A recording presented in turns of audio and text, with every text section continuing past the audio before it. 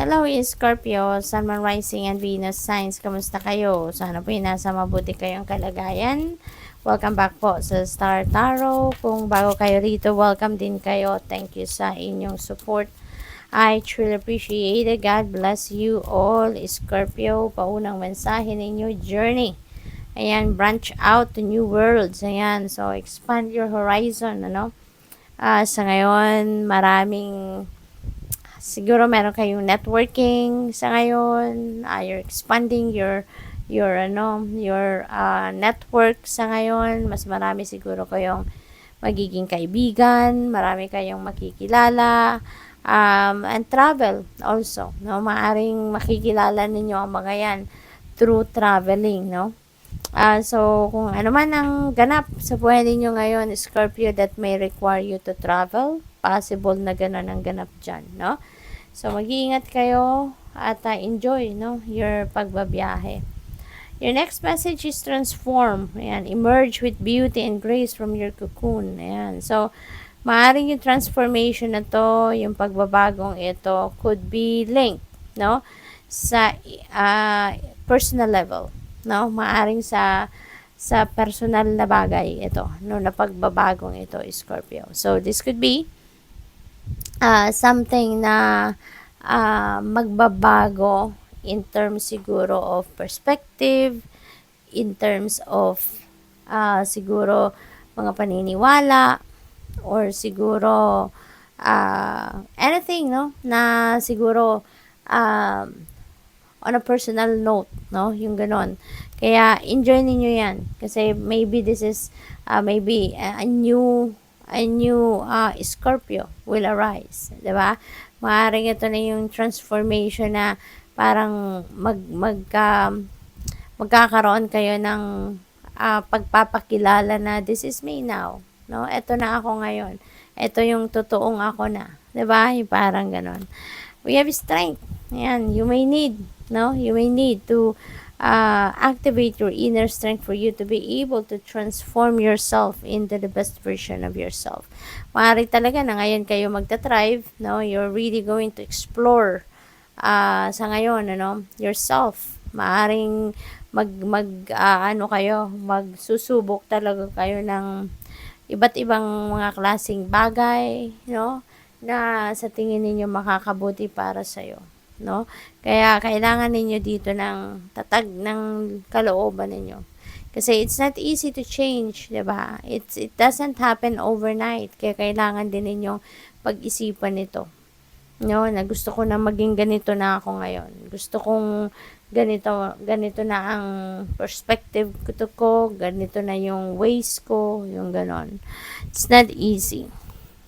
We have patience. Ayan, everything can be accomplished at nature's pace. Okay? Kaya, wag tayong magmamadali, Scorpio. You need to practice patience.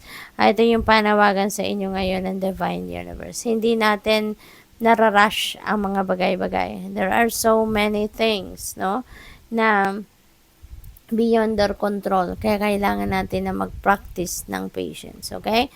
There are so many things that we need to accomplish, pero kailangan natin na maging matyaga, maghintay, no? Kasi hindi pwedeng ipipilit natin kahit hindi ukol, 'di ba?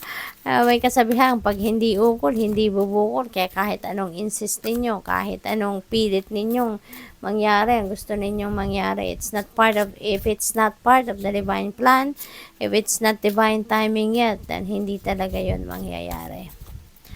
What else? You have 4 of Pentacles. Ayan. So, ang iba sa inyo dito, saving money, no? Maybe saving money for the future, no? Maybe may mga retirement plans kayong hinuhulugan, yung ganoon ba? Maaari din na nagsisave kayo ng money for the rainy days. Maaari nagsisave kayo ng money for big purchases, no? In the future. So, maaaring ganun ang ganap. Probably then, may mga pera kayong dadating sa ngayon, no? There could be financial successes na may encounter kayo, no? Or dadating sa buhay ninyo sa ngayon. The devil. Ayan. So, may mga temptations, ano? Scorpio, there is a presence of temptation dito. Maaaring temptation ito um, for anything na siguro pinangako nyo na sa sarili ninyo na hindi ninyo nagagawin, pinangako ninyo sa sarili ninyo na hindi na kayo mag-engage into it, no? Kahit ano pa man, shopping, pag-inom, pagsugal, mga ganun ba? Or anything. Kahit mga bawal na pagkain, 'di ba? Sometimes nangangako tayo sa sarili natin na hindi na tayo nito muling kakain kasi kung bawal 'yan sa atin, no? So, depende sa inyong sitwasyon, maaring may mga ganong ganap sa buhay ninyo sa ngayon that you will be tempted, no? So, masusubukan kayo rito. Three of Swords, this is really beautiful kasi yung Three of Swords na to is reverse. So, ibig sabihin, nakalagpas na kayo doon sa sama ng loob, nalagpasan nyo na yung hirap ng kalooban, nag-heal na kayo, nag-recover na kayo, nakapag-forgive na kayo, yung ganon. So, you are ready now to start a new life, no? You are embracing a new life na masaya na kayo. Wala na yung bigat sa inyong dibdib, wala na yung mga resentments, wala na yung mga galit siguro sa puso ninyo, so which is really good. We have Six of Swords. Ayan, definitely this is right. Okay? Talagang related ito sa bawat isa kasi this is a moving on energy. Dito, moving on na rin kayo. No? So, moving on energy. Pareha sila. So, this could be something na baka related sa isa't isang sitwasyon na ito. No? You're definitely moving on from this situation. Meron na kayong yung parang you are seeing the light at the end of the tunnel. Yung ganon, ano, na malalagpasan nyo na ang sitwasyon na to na mahirap. No, whatever this difficult situation is, you're rising above that. Sa ngayon, you're going to succeed, no, sa pagharap sa hamon ng buhay na ito. And ngayon, mas magiging masaya na kayo. You are finding your peace, you're finding your happiness, harmony, no? At saka, ano kayo ngayon, magtatagumpay na kayo. Parang sa wakas, ano, you are triumphant dahil nagkaroon na kayo ng lakas ng loob para umalis, no, sa difficult situation na ito. Kaya parang in a way, ano ninyo ito, tagumpay ninyo ito, no? So, congrats. Travel din, ano? Pahabol lang, Scorpio. May travel dito na gagawin ng iba sa inyo. So, di ba, first card din yung journey. So, definitely meron kayong travel. This could be travel related dito sa pag-move on ninyo. Maybe mag-relocate kayo or yung journey na yan could be anything then, no? Baka may pasyal, baka may job opportunity overseas or local pero malayo sa kung saan kayo manggagaling. Baka merong migration, no? Yung mga ganon. Justice, you are getting what you deserve, no? You're getting what you deserve. Ano ito?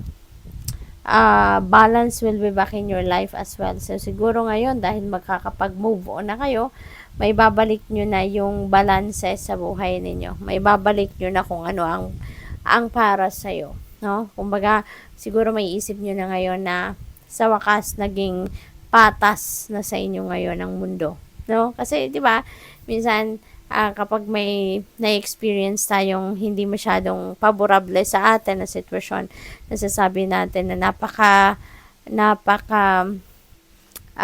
unfair ng mundo, no? Pero ngayon, maaring ito nang masasabi ninyo na sa wakas, ano, naging fair na sa inyo ang mundo. Kasi things are going to be back in order na. So, good luck. Thank you for watching Love and Light. Namaste.